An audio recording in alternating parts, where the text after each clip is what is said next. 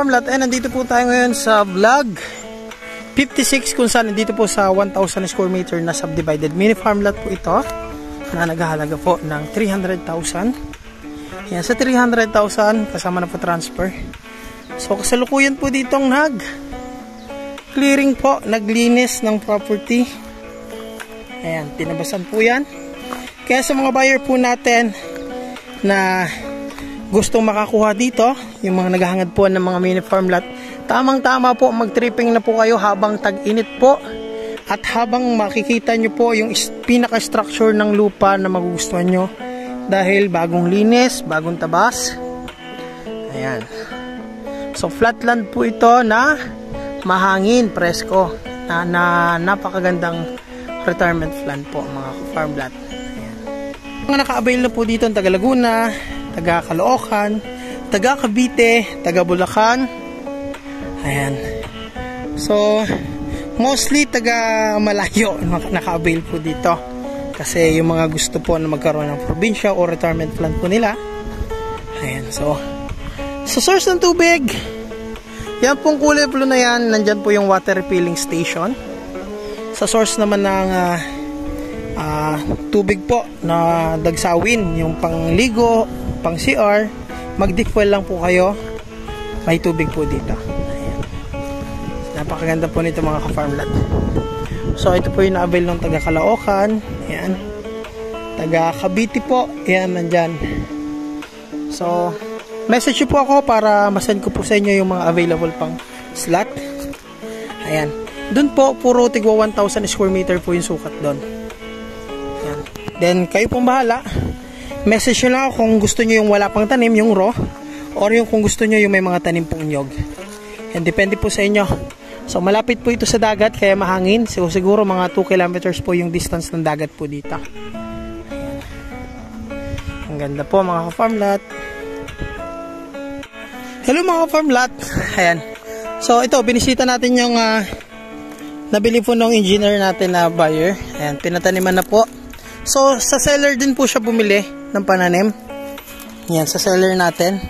Yan, palibot na po ng tanim yung kanyang na-avail dito para dito po kasi retirement plan niya to para pag nandito na siya malalaki na po yan. Ito yung welcome plant. Hindi ko po alam kung ang tawag dyan, basta.